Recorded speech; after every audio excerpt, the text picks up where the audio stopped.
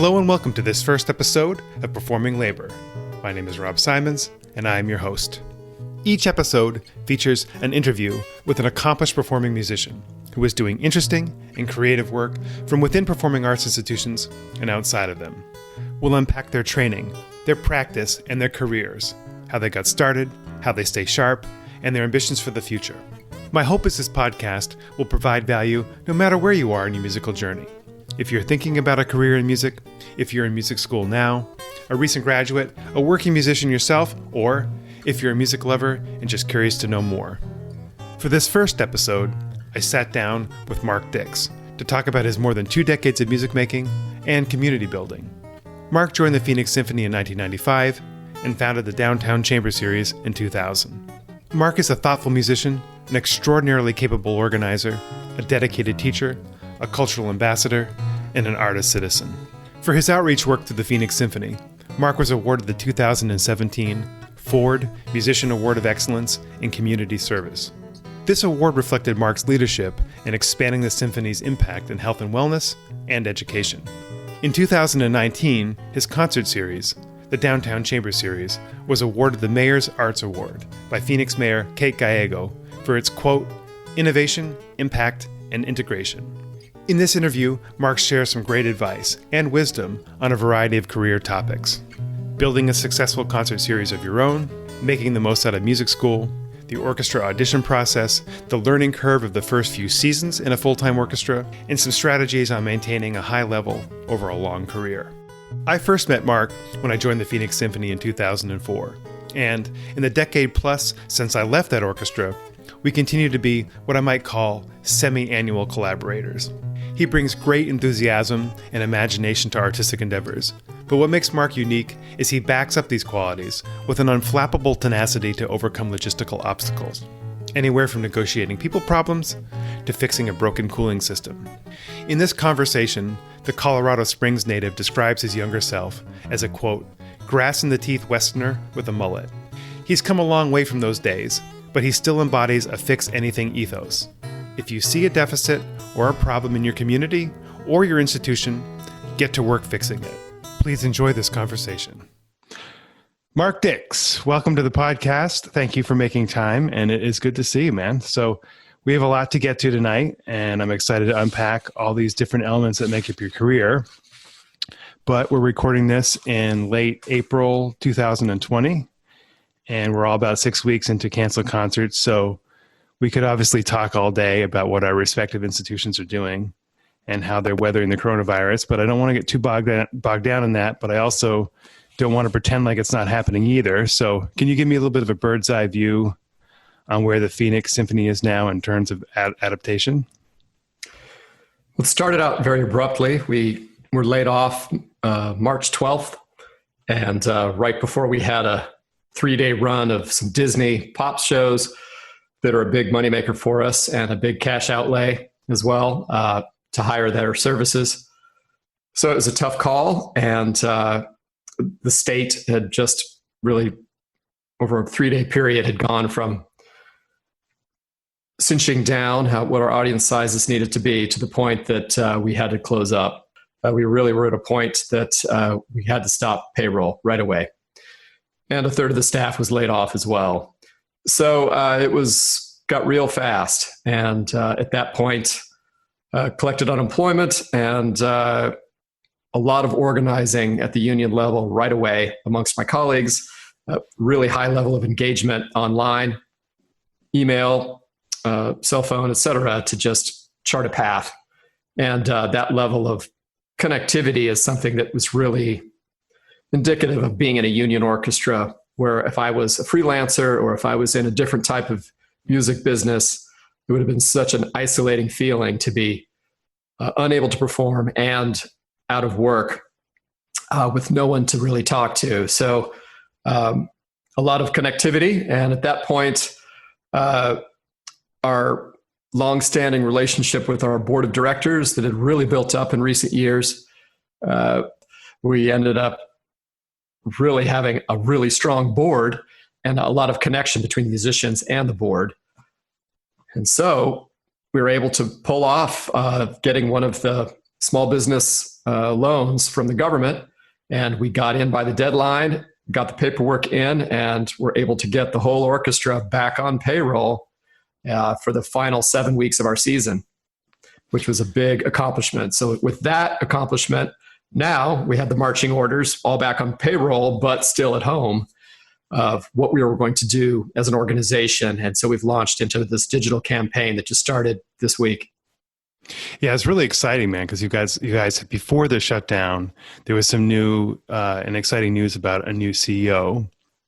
Do you feel that in some ways, obviously we're disconnected from each other physically, but in some ways, at least from my own experience, the orchestra feels very connected. I mean, just we're always talking to each other via text message, phone calls, but also these Zoom meetings. And I was surprised at how quickly we sprung into action and how everyone kind of knew their roles in some ways. Did you kind of feel something similar to that? Absolutely. Obviously, there's every orchestra, like every group of people, has a certain sect of people that are very heavy into volunteerism. And those folks tend to be the ones that are on the committees and the most engaged. So, but those folks were really sprung into action immediately. And still, though, difficult to be as disconnected as we are, not performing together, and outside of a handful of 10 people that are doing a lot of organizing, the bulk of the orchestra is still quite isolated. So, yeah. So I was doing a radio show earlier today with my former boss and Teddy Abrams, and he mentioned that he thought that despite all the disaster that surrounds us, that something might good come from this in terms of like the greater world, but more specifically that there's an opportunity to get really stubborn things unstuck about our own business.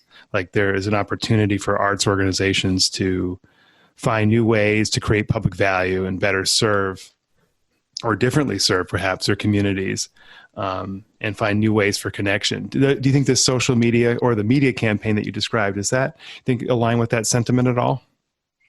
Absolutely.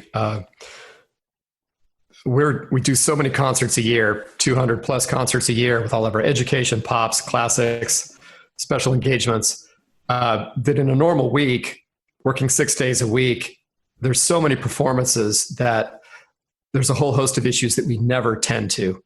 We talk about them in meetings, the desire to do digital campaigns, connect with our donors, to really have a level of gratitude that we're really thanking the people who have done so much for the organization, to be the community partner that we want to be. But it often just doesn't happen. We're short-staffed, like all arts organizations, and the musicians are spread thin.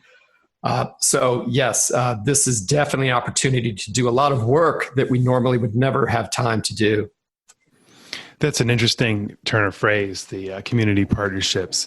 And that's a good place, I think, to pivot off this into what I think is the most interesting part of your work. And I mean, look, man, we've known each other a long time, to put it generously. And together we produce a lot of projects that I would rank as career highlights. But I want to get to know a little bit more in depth about how and why you got started building the Downtown Chamber series way back in 2000, on top of your symphony job. So what prompted you to take on all that effort back then? Well, after climbing the mountain of getting an orchestra job, which I didn't think I was guaranteed to get, I was always very well aware of the competitive level of my chosen field, and was very humble about the fact that I might not be able to break through and win a pro orchestra job. But I gave myself a timeline to do it, and was successful in getting a job right outside of my master's. But once here, quickly was struck by all the things that were possible in my city that were not happening. And it was not anything negative about Phoenix. On the contrary, I saw nothing but opportunity here, but it was more a process of realizing all the things that weren't happening in my industry as a classical musician. Things I experienced in youth symphony, things I experienced in undergrad, in Tacoma, Washington, things I experienced in grad school, in Manhattan School of Music, and then things I experienced here. All which led me to believe that there were a lot of paths that had been trodden that were not working in regards to engaging with the community in a really genuine way, in using the idiom of chamber music. I think it's worth pointing out that the downtown Phoenix of 2000 is not the hip place it is now. And there was a lot of construction and repairs that went into getting those venues ready for audiences. In some ways that played to your strengths. I mean, was that part of the allure? I grew up in the West. I grew up in Colorado, and then went to undergrad in Tacoma, Washington. And so when I went to New York City, let's just say I arrived with a mullet, raised on heavy metal and then grunge out in the Seattle area. And so in short, the East Coast was a very important part of my training for a whole host of reasons and things we can talk about more if you are interested. But specifically to your question, Phoenix, I'm sorry, I lost you there. No, it's just that I was thinking about that the Phoenix of 2000 is a very different place than it is now. Oh, sorry, and right. In terms of changing, got it, making an impact, making a dent in your community, the fact that you could get in there and not just scrub toilets, but like rebuild stuff. I was just wondering if that was part of the allure. Got it. 20 years ago. Yeah, I lost my train of thought. Because I'm from the West, grew up in Colorado, have that sort of Western spirit of needing to build things all the time. So yes, was excited about getting a job in Phoenix because everything didn't feel built, where I had to basically come in and be part of something massive and already finished, which the East Coast has that sense to me, or it did to me at that time. So Phoenix in 1995 had a significant skyline. It was a major city, one of the biggest cities in the West. However, the downtown area where the symphony performed basically had high rises for offices, and at night everything shut down, a lot of vacant lots, a lot of empty space. So once I became interested in getting chamber music, doing the whole thing differently, not having concerts in concert halls, not having them in wealthy neighborhoods, not having them in churches just because they have a nice piano.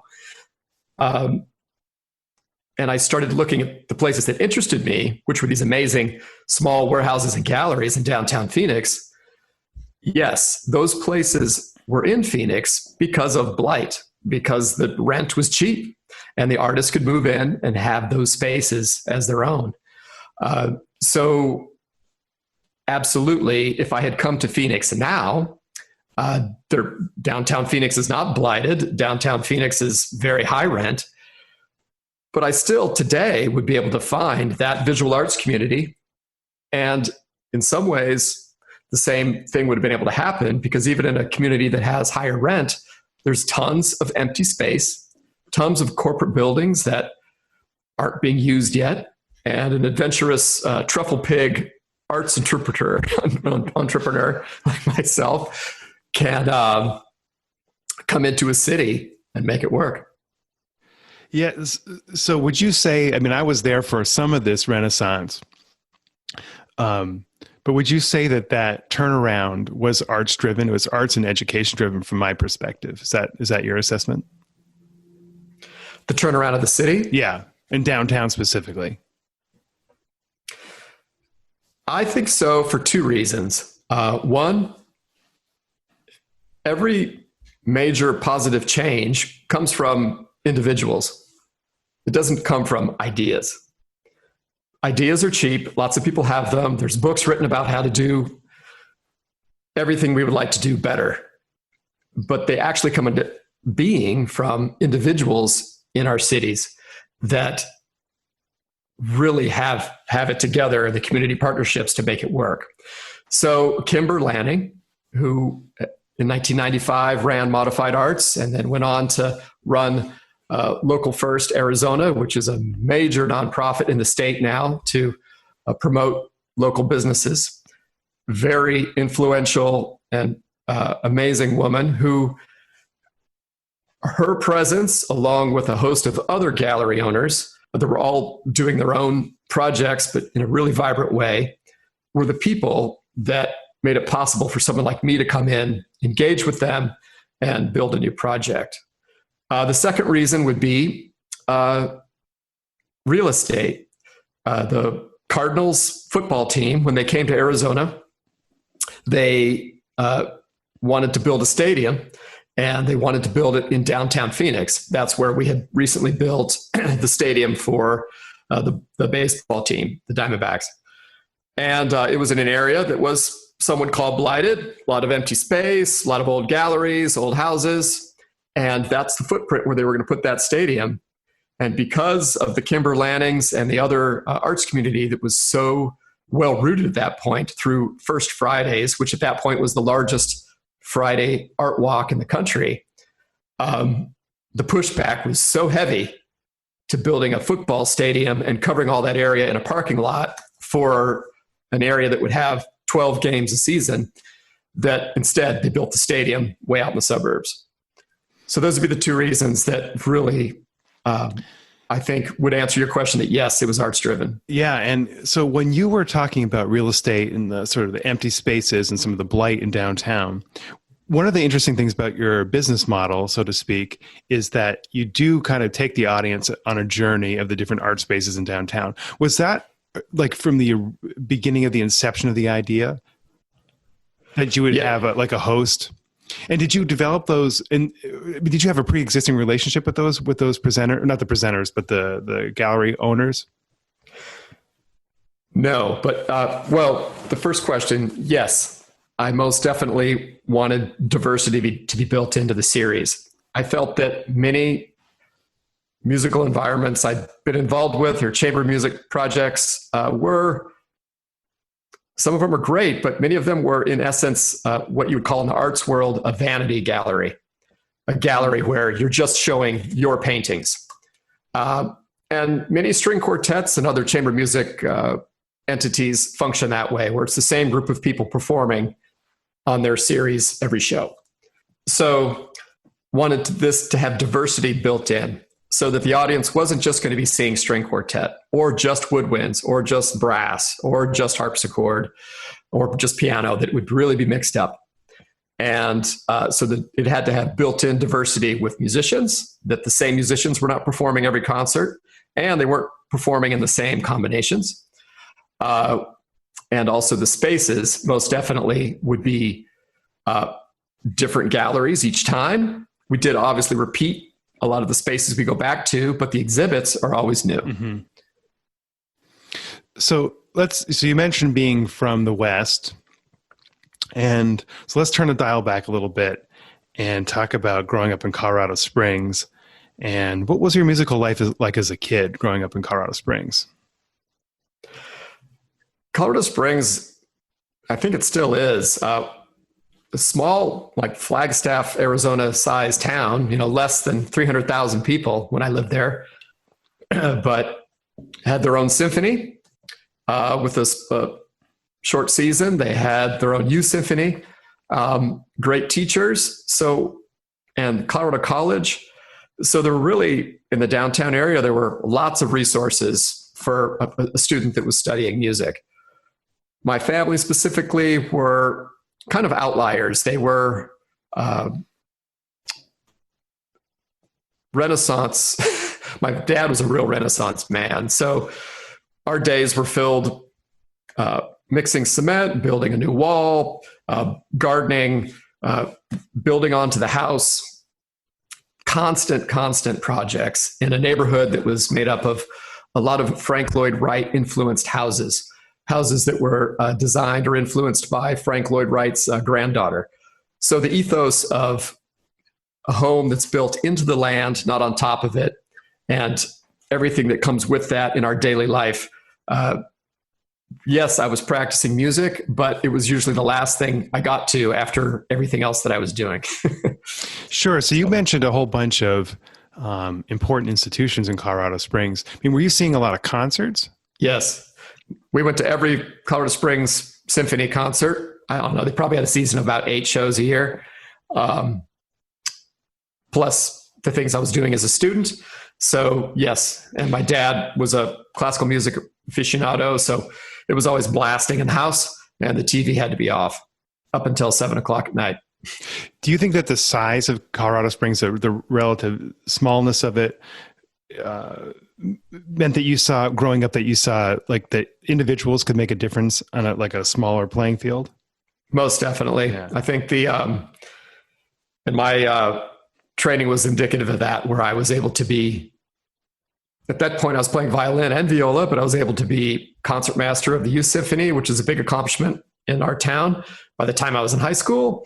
And, but felt like I was a big fish in that town. But then when I had an opportunity through the music union, there was something called Congress of Strings, which was a national festival held in the summer for 6 weeks, where they would select 2 students, string students from each state in the country. And then they would all go to Congress of Strings for 6 weeks and work with great conductors. So I was one of the 2 Coloradans that got to go to that, and in 1989. And it was really life-changing to be in an orchestra where I was surrounded by the 2 best kids from Illinois and New York and Florida and California. Played my first Mahler symphony at a really high level, or what I felt was a high level. And that was when I really had the turning point of everyone had told me, well, Mark, you clearly love music, but you have a lot of skills. You know, music is a hard profession to go into competitively and financially.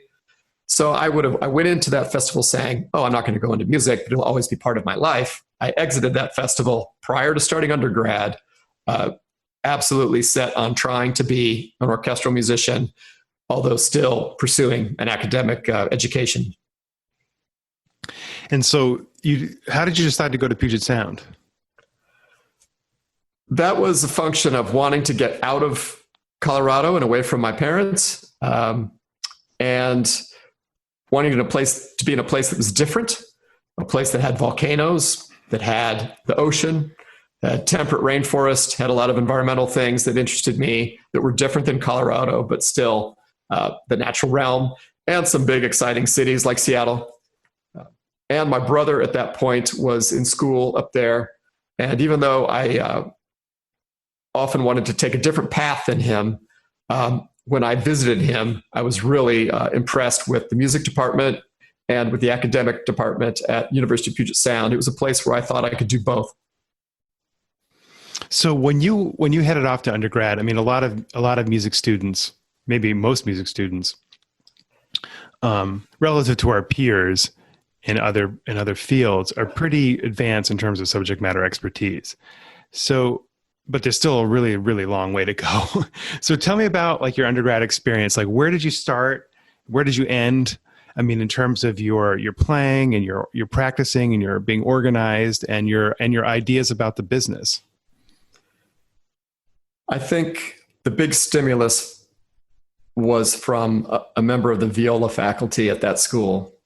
They had a great music faculty, but I was already at a fairly high level of utility in how I looked at my career, that so much of our life has to do with where we are when.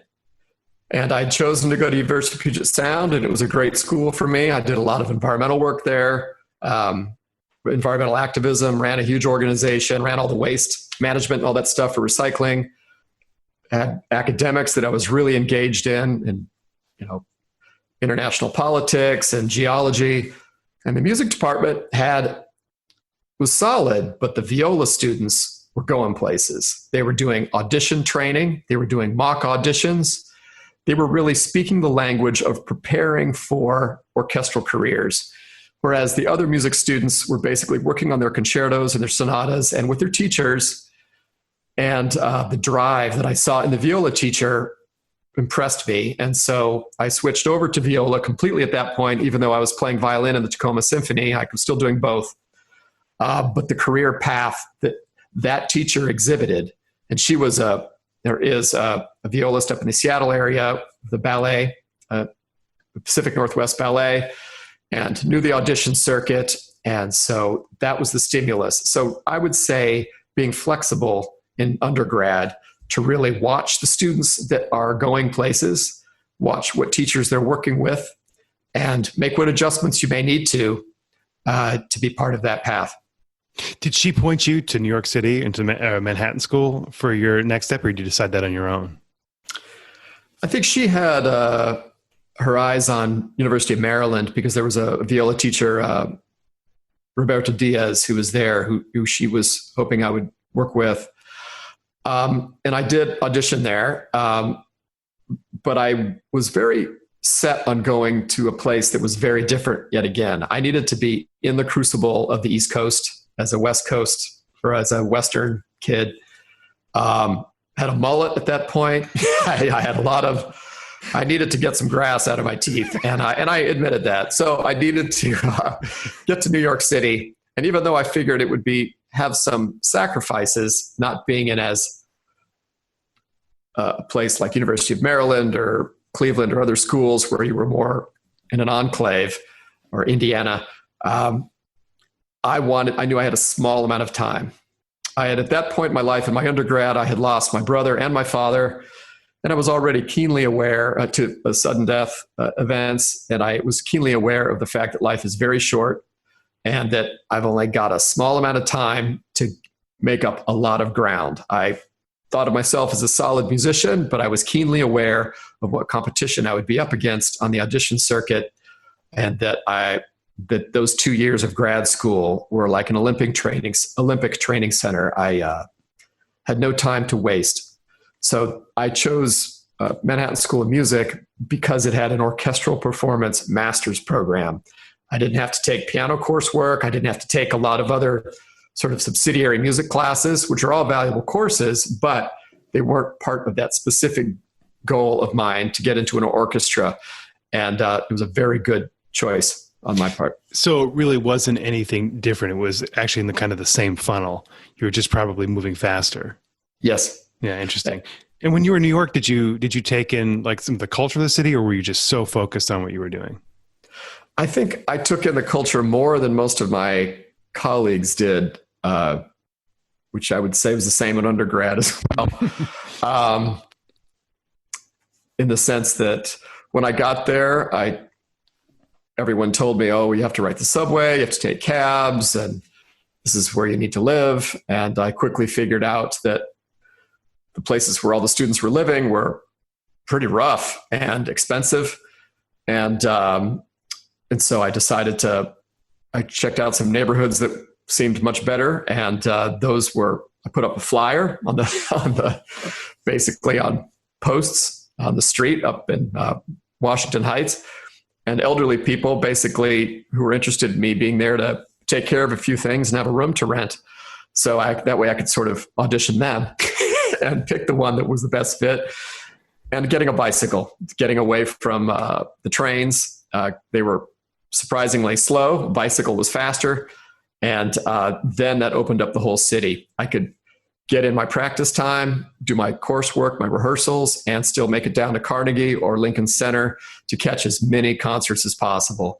And the partnership that Manhattan had with the New York Philharmonic through the Orchestra Performance Masters made that whole process even more fluid. And I was able to catch a whole lot of stuff.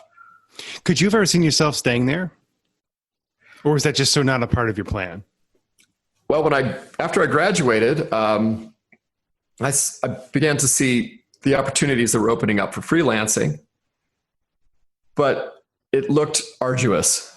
The wedding gigs, you were lucky if you got a Broadway gig because it paid well, but the repetition of the Broadway repertoire and the freelancing scene of working with conductors that were often not at the highest level, pay wasn't great, going all the way out to Queens or New Jersey or wherever you needed to go to get to play a gig.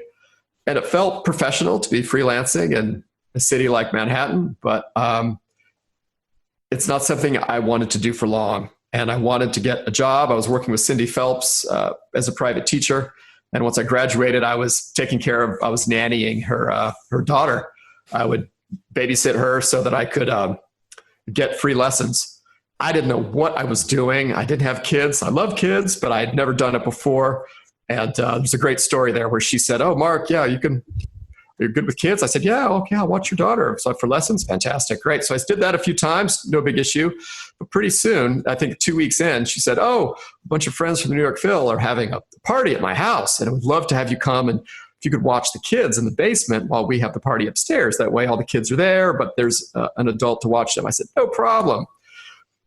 So I got to her small bungalow in New Jersey, and in the basement, I think there were 11 kids, and I was the only one in charge. One of them was severely autistic, and it was one of the scariest evenings of my life. No one got hurt. Everything went fine. Upstairs, the New York Philharmonic had a great party, and I didn't get fired. Outstanding. So before you got to the Phoenix Symphony, did you take a lot of auditions? While I was at Manhattan, I think I took a couple, and then once I think Phoenix was only my third audition. But the audition I won in Phoenix was only for a 1-year spot initially. Mm-hmm. So I continued to audition. So once I got to Phoenix, I took many more auditions with Phoenix as my base. The main issue with staying in New York City that was a challenge was when you're working, freelancing, you really don't have time to practice. And it's a very difficult hand-to-mouth life. And so I actually decided to take an office job so that I knew I would have a 40-hour week. I knew I would have money, and that way I could focus on working with Cindy Phelps and preparing for auditions. And I was 25 at that time. I gave myself a 5-year window that if I didn't have a job by age 30, I was going to do something else. And did you see yourself staying in New York City until you were 30? Yes, if I needed to. Mm-hmm. Absolutely. I felt like it was the best place to be because I had proximity to Phelps, and I had freelancing opportunities, and I was really in the crucible. After you got the full-time or the tenure track position in Phoenix, did you think to yourself, "I'm back in the Mountain West, I'm home, like this is it"? I did. I think I missed the climate of Colorado, but I never was picky about that. I love the sun. And so, yes, I really felt like the West is where I needed to be. And I felt like maybe I'm being overly self-deprecating, but I feel like having taken a lot of auditions after I got to Phoenix, at the Metropolitan Opera, all over the place, Minnesota Orchestra. And I showed well in those places overall, but I felt like I ended up where I'm supposed to be. A Western upbringing in a Western city, in an orchestra that was professional level, but not Metropolitan Opera, and a place that had an orchestra that had a lot of opportunities in the community for growth, and that nothing was going to hold me back. Mm-hmm. That time, those first few years in the job are really interesting. I mean, I think back to my time in the Richmond Symphony and all that I learned doing that. I mean, your technique is probably the best level it's been to that point, but your experience level is a little underdeveloped, and for obvious reasons. And a lot of people eye is on the next rung in the ladder. It's kind of a strange set of ingredients. I mean, what do you remember from those years in terms of your growth as an artist and as a professional? The years being the first few years in the Phoenix Symphony. I remember being overwhelmed by the amount of music and the speed of which it passed by our stand. And some of that preparation, though, was Manhattan School of Music did a fantastic job of, because they had a schedule where you'd get the new music on Tuesday and you're performing it on Friday. So 4 days of rehearsals, and then boom, concerts. So a lot of repertoire was passing through by the stand in Manhattan, which was also a big shock coming from undergrad, but helped really prepare me for what it would be like in a job. I think the main thing was how to not over practice. The sense that I needed to look at every page, that I needed to be aware of every difficult part that I had to own it in order to hold my weight at rehearsal. And what ended up happening was repetitive strain, which also had kind of built up during my undergrad and graduate years of just practicing being highly, highly disciplined to a fault, pushing my body to a fault. I'm still doing that now. I'm just doing it more with plumbing, electrical, and roofing on my old house. But you've probably got a pretty good system dialed in terms of monitoring yourself. I do. I think for the most part is when you feel pain, it's for a reason. And that when you see those storm clouds, you start rowing the other direction and making adjustments in practice regimen, in stress level, in duration, in how my approach to the instrument. So absolutely. The way you swing a hammer really matters as far as repetitive strain. But if you've got a lot of nails to hit, it's still going to hurt. And a professional orchestral schedule for a section string player is relentless. We're playing the Beethoven and we're also playing the Doc Severinsen pop stuff. I mean, there's no days off. Whereas in some instruments, there's breaks based on repertoire. So it's a relentless schedule. And I think learning how to only practice what's necessary and be relaxed at rehearsal, regardless how stressed out the conductor may be, and saving, knowing when to unleash. You mean saving for the show? Yeah, or just even the scope of a piece. The viola is an instrument that's internal. So if we are having a complex about not being heard and we are just laying into the string continuously, it really builds up in the arms. And next thing you know, you've got tennis elbow or a host of other issues. Mm-hmm. So knowing when to save in the course of a piece, in the course of a concert, in the course of a week, in the course of a career. When do you feel like you actually got a handle on that? Like how many years into the job when you thought, I've got a system and that system works? Pretty late. Probably 10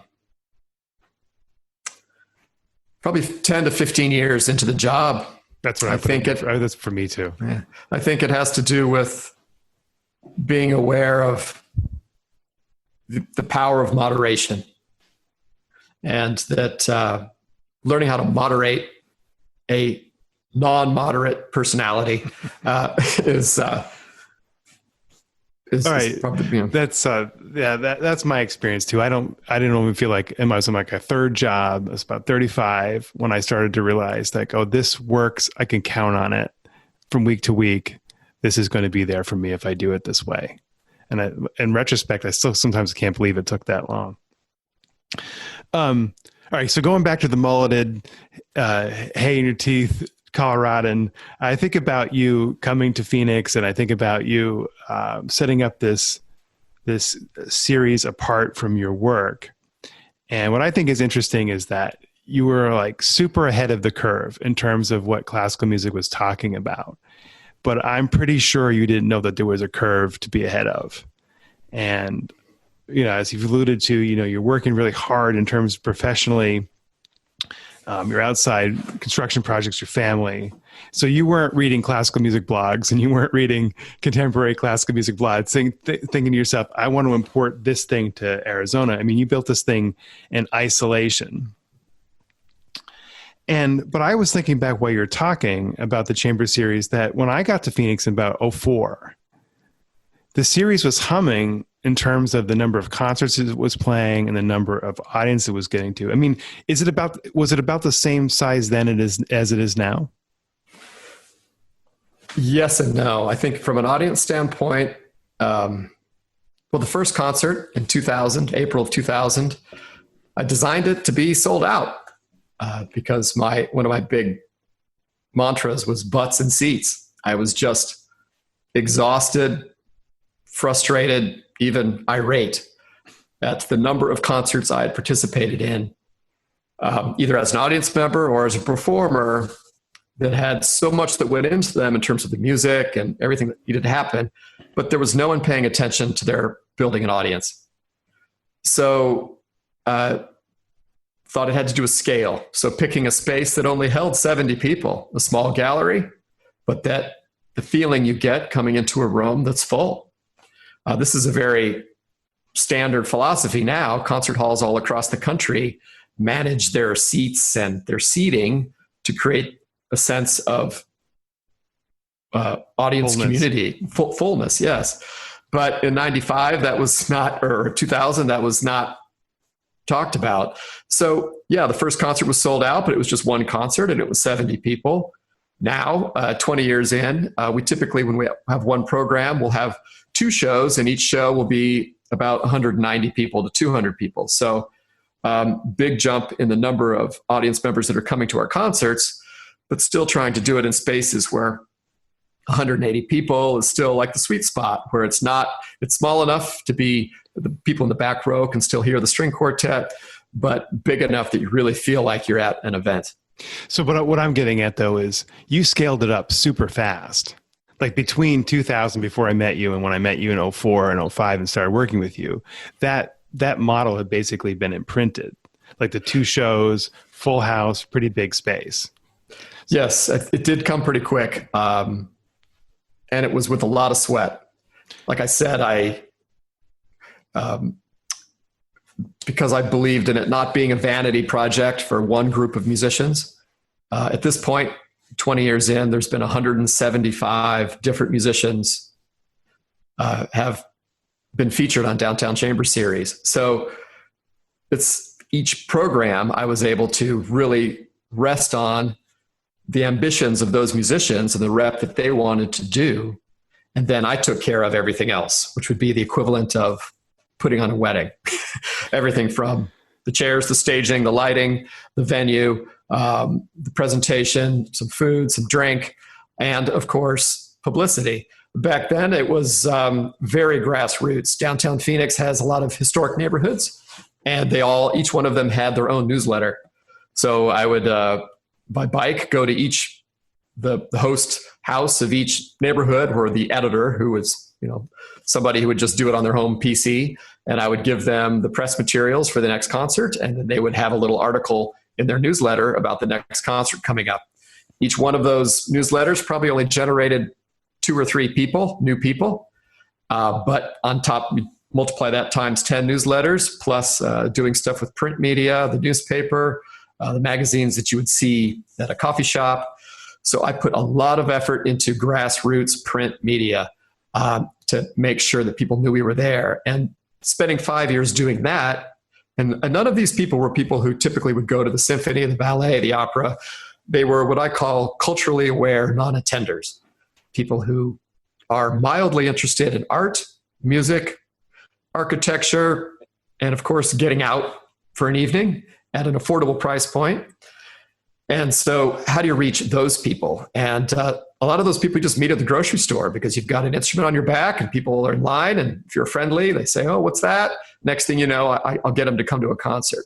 So being an outgoing person, being very on the street in my town is how I really built up that steep curve. And for clarity, too, I want you to talk a little bit about how hands-off you are on programming. Maybe less hands-off now than I used to be, but another frustration that came out of music school and working in large orchestras is the lack of empowerment that a musician can feel.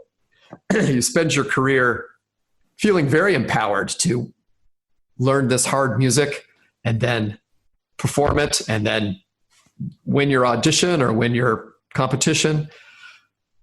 And you can rest on those laurels. But once you're in a job, you really have no control of the rep that's chosen, very little of it. And it can be frustrating. So feeling like your artistic output for the rest of your career is being decided by someone else. So it's always been very important to me in this series that I want the audiences to come back. I want to attract them, first of all. And once they're there, I want them to feel something in the room that's compelling. And I can do that by having the room not be a church or a concert hall, in some remote neighborhood, but have it be an exciting warehouse that's got chipping paint and amazing art and sculpture and trains going by on the next door. And I can do it by the music on stage, that the musicians are so energized with the repertoire that they've selected that they are bringing something that's really powerful. It's risky. You and I have programmed a lot of pieces which we were very energized to do. We've done 5 of the 6 Bartók string quartets at varying levels of excellence. And the energy was really palpable to those audiences, and our excitement for those pieces and what we talked about before we played them. But I think the audience probably would have appreciated the Dvorak American String Quartet more, but it all became into the mix.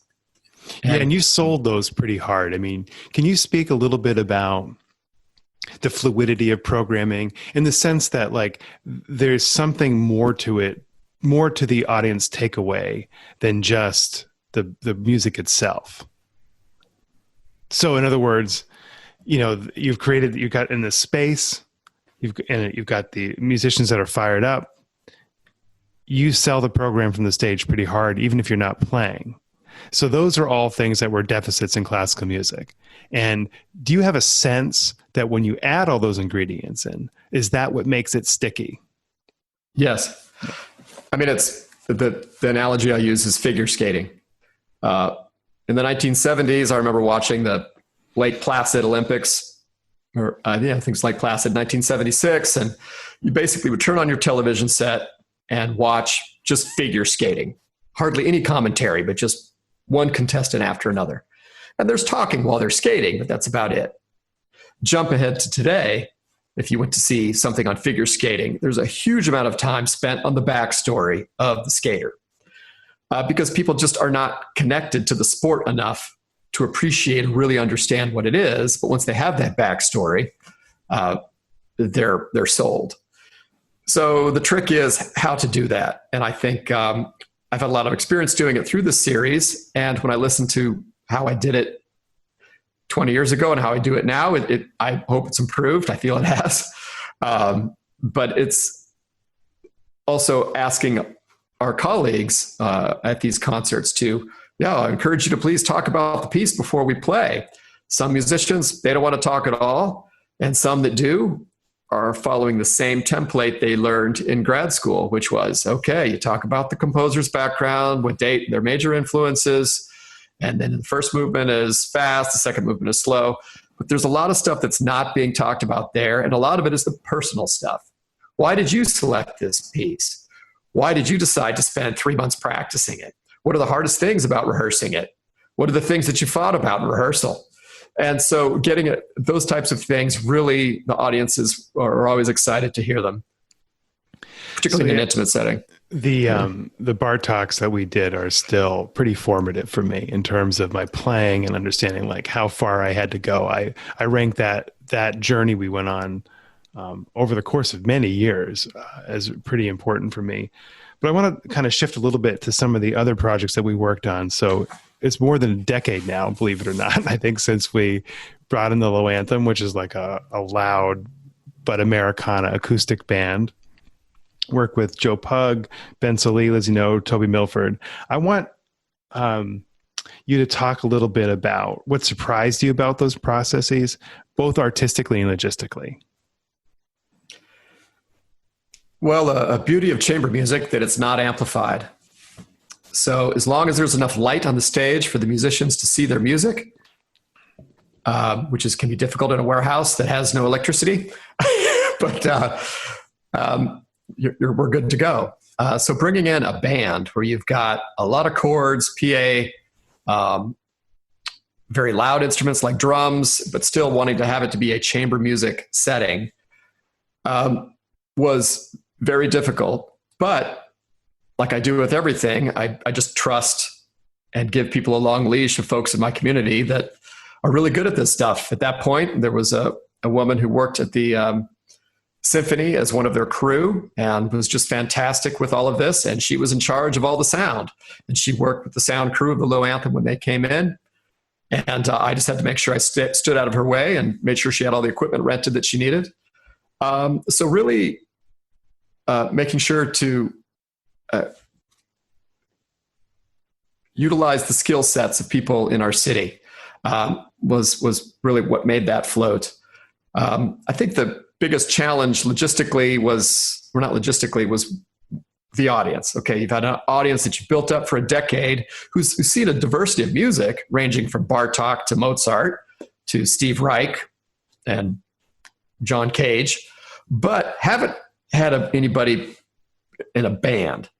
So how is that going to work? And so, and our vision was to mesh the two. We had some Dachniani on that program, we had some Mozart, and we had Low Anthem, and a mixture of performances on the stage. And for the most part, there were some audience members who didn't come because they didn't want to see that, or they left because it was too loud. And there were also some people who came just to see the Low Anthem, and they were not happy to hear Mozart. And I heard some of their catcalls from the back of the room too. So that was really sort of awakening of like, okay, this isn't a total kumbaya thing. You can't expect people to walk into a room who are expecting enchiladas and be fed lasagna and be happy. So that's where I made sure from a publicity standpoint that our audiences always know what the next program is going to be. And so that they can really believe, they'll always believe in us that it's a fantastic show, but whether it fits their mold or not is up to them. Yeah, there's a term in political psychology called effective forecasting errors. In other words, people are going to expect to hate things way more than they really do. Yeah. And I think in classical music, though, one of the things that I don't think we give ourselves enough credit for is that we're prepared to put stuff out there that we have really no idea what the audience reaction is going to be. I mean, we do it all the time in contemporary music. And it's been something that I agree with your overall statement, but it's been a journey for me too, to understand that changing genres, at least perceived genres, is sometimes a bridge too far for some folks. This music though, that you curated, Rob, so Low Anthem, Joe Pug, Lizzie No, all of these great musicians, it was pretty low risk because their music is so great and so soulful and such a high level that the risk level was quite low in that regard. And that's where, once again, it's testament to having colleagues in our midst that are given a long leash to choose what pieces they are really speaking to them. Most of the time when I sit in the audience for a Downtown Chamber Series show, I have not heard the piece before, if it's not something that's common knowledge, until I'm hearing it with the audience. And that's because I trust the musicians, I trust the visual artists. You've got to really trust people that if they are putting their best stuff out there, that it's going to work. So you said just a little bit ago that you're exerting a little bit more control over the programming than you used to. So if you could identify, like, how are you shepherding the series now in a way that you weren't before? There's always going to be a gravitational pull amongst musicians due to their specialty. So if you're 25 years old, you just got out of a music conservatory, the type of music that you're excited about performing is going to be indicative of your instrument's rep. And you might want to do more of that than the audience wants to hear. And there might be a lack of diversity in the program without somebody saying, you know, that amazing soprano that you want to work with as a pianist, that's fantastic, but it's not going to be a full concert. It's too much soprano and piano. It'll be 15 minutes. And I'm still going to pay you the full amount, but we're going to have other rep on the program as well to diversify it. The only exception to that in recent years was our concertmaster, Stephen Meckel of the Phoenix Symphony, who is a phenom. And he approached me and said, Mark, I'd like to do a complete cycle of all the Beethoven sonatas in one weekend. And I said, fabulous, let's do it. Scary to be going against some of my rules. Just one composer, Beethoven, just two musicians, a pianist and a violinist, and then 3 shows in a row. But knew that he could pull it off. And each concert was a different set of sonatas. Some people came to all 3 shows. And then other different audiences came to each one of them, and it really worked. But that's testament to a certain type of player that can really command the stage with that breadth of rep in a weekend. Tell me about some of the more recent forays into world music. So we did a piece show a couple of years ago with an Afghani musician, and then had an African musician a couple of weeks ago. Right.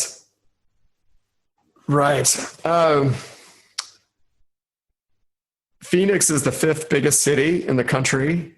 And because of that, we have resources that could easily be overlooked. And one of them is our immigrant culture. And whether it's folks who've been refugee resettlement programs or a host of other things, I cast a wide web with the record store here that I work with closely, Stinkweed's record store. And Kimber Lanning, once again, is the one person I mentioned. She owns that record store, is very connected to the performing arts scene and the bands and what shows are going on. And I basically rely on them. I say, look, I'm always down at the symphony giving concerts. I don't know what's coming through town. Just keep your ear to the ground. Let me know who's here. Always have my ear out for music that could fit into a chamber music setting, but that it's not class. They go to those events and festivals, and they've brought these names to me. So the one we just had was music from Burkina Faso, West Africa, and just this Aruna, this amazing musician who lives here in Phoenix, and when he's not touring around the world, and put together a show of all African music. It was heartbreaking because that concert occurred on the same day that our state announced the social distancing shutdown, where there was to be no gatherings more than 50. But that announcement came in the afternoon, and the concert was that evening. And so we went ahead and held the concert. A lot of people did not come. We still had an audience of about 120. It was very awkward. Everyone was very on edge. But I hope to have some video posted of that show soon so people can get a glimpse of what happened that night. Well, before we wrap up, Mark, I want to go from all this incredibly inspiring work to something a little bit more mundane and practical, and just talk a little bit about the audition process for our orchestras as you've observed it from both, obviously, a candidate yourself, but as someone that sat on the other side of the curtain a number of times, and also as a proctor when you were personnel manager. I just want you to give me some overview thoughts on that process and what some folks might take away from your wisdom on it. Well, to go back to I made an analogy to figure skating. Figure skaters have an asset that classical musicians don't, which is every time they come off the ice, they have a video of what they just skated. And if they were at a competition, they have a video of that. And they also can see videos of the people who were ahead of them or behind them in ranking. And so they're constantly being able to check in on their performance. And I use figure skating as an example because it's not something that's based on the stopwatch. It is artistic, although very technical. So classical musicians, we go to an audition and we leave there with emotions and results. Maybe we were advanced or maybe we didn't. But we only know how we played. And so we basically are perpetually in the dark. And we can record ourselves in our practice rooms or in secret when we're auditioning on stage to really find out how we played, but we don't know how the winner did. So that would be the first nut to crack.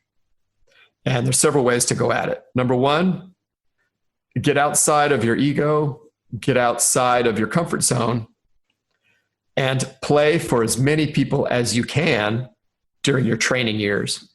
And most importantly, play for people that are not specialized in your instrument. So if you're a cellist, play for winds and brass, because people get very siloed in their training, and then how they are playing their excerpts just becomes indicative of their instrument rather than something that a conductor is probably listening to. So getting outside of your bubble, playing for as many people as possible, and having them be comfortable for playing for you. That way you are starting to really get an education for these separations that occur. It's one of the painful things to witness was that when I was auditioning, I really thought that the pack of people that auditioned were, obviously there's some people who aren't prepared, but for the most part, everyone's kind of in the same bucket. If you have a good day or a bad day, it makes a big difference whether you break through to the finals, and then it's all real close. But when you're actually on the panel listening to people audition, it doesn't matter if there's 10 people auditioning or 100. It's usually the same. There's usually just 2 or 3 people that are way ahead of everybody else. And they really have a musicality, a type of sound that really captures your heart and your attention that the others don't, regardless of where they're at technically, on a good day or a bad day. And so then how do you become one of those 3 people? And how do you know who those 3 people are when you're in school? So once again, wherever you are, look where the high flyers are. And there might be people, regrettably, people that you don't like, people you don't get along with, people you're not drinking beers with on weekends. But maybe when you're sitting in orchestra and you hear that bassoonist, you're like, wow, every time they have that solo, it's just really happening.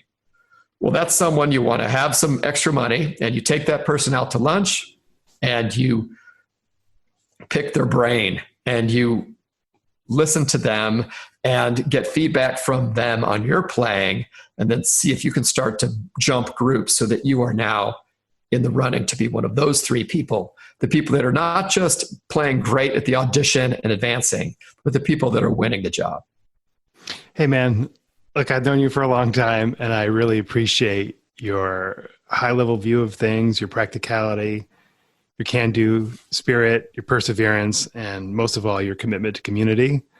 It's really inspiring work, and I look to you as one of the most interesting people in this business. So I appreciate you taking the time on this evening to sit down and talk to me about all this, and appreciate all that you do.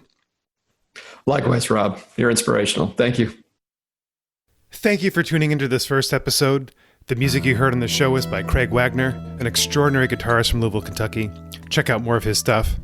We'll be back soon with more interviews. Our next episode features singer-songwriter Lizzie No.